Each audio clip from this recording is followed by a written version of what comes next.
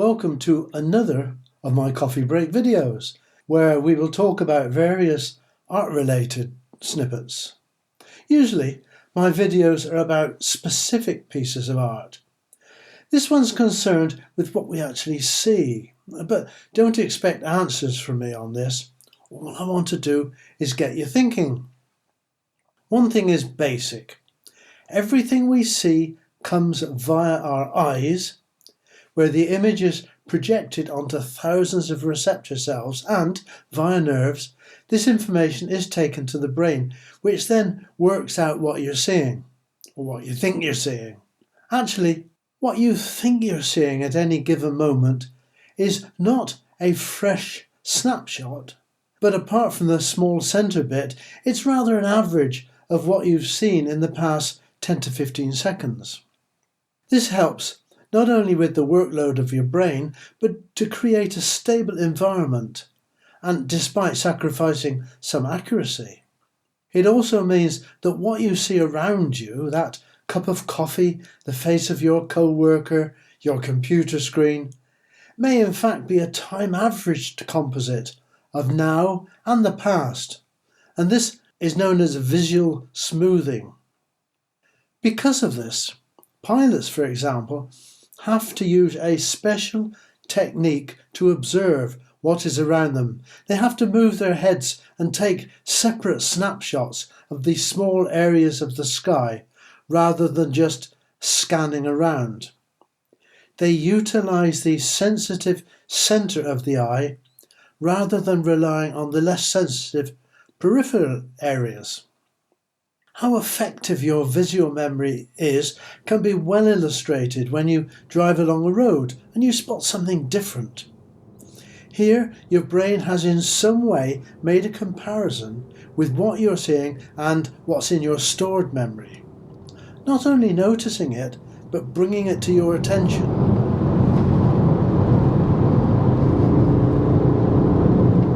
Then there is what is called pareidolia, where you look at something and see a face or something else as your brain desperately tries to make the image into something recognizable.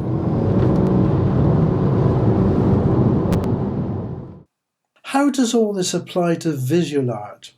Well, it's vital to understand that what you see is just that, what you see. Look at Constable's The Haywain, and you see a view across a river in the countryside. That's how you would describe it to yourself.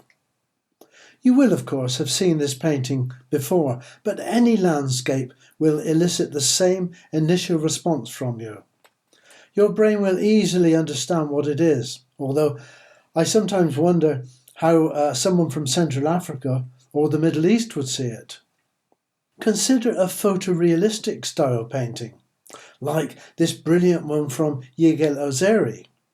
You will instantly recognise the subject matter, but I suggest your first thought will be the realism.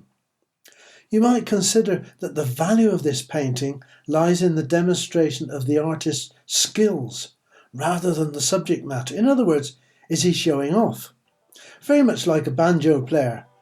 And here is a lady called Mean Mary, a very well-known banjo player, but seemingly more concerned with demonstrating how fast she can finger pluck than in producing fine music.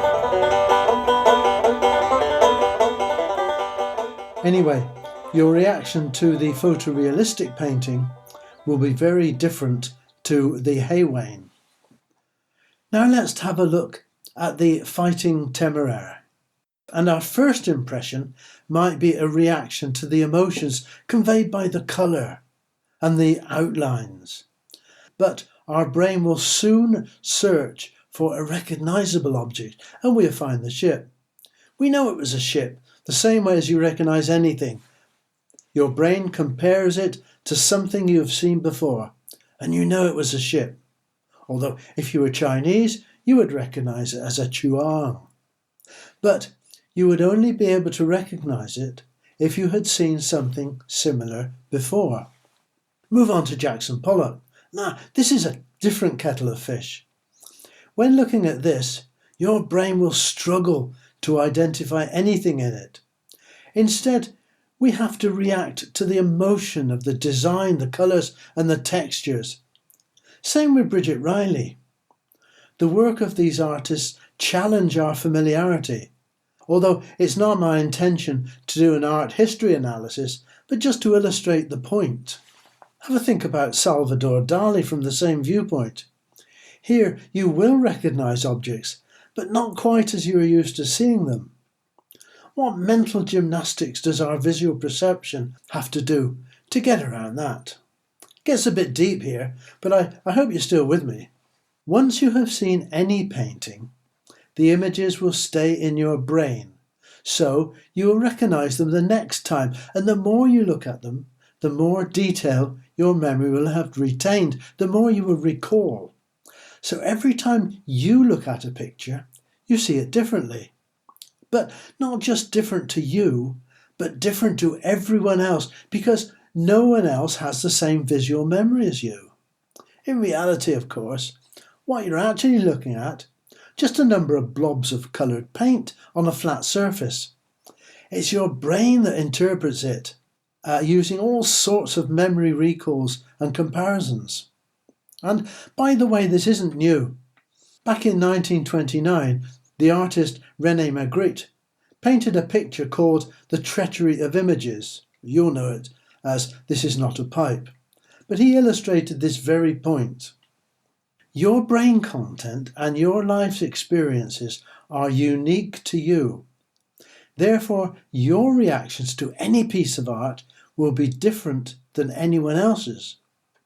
And this video, I hope, will make you question just what you see when you look at a painting and why it might be different from what anyone else sees, and also different from the last time you saw it. So thank you for watching, and I hope it's put a few questions in your mind. Please give your feedbacks below. See you next time.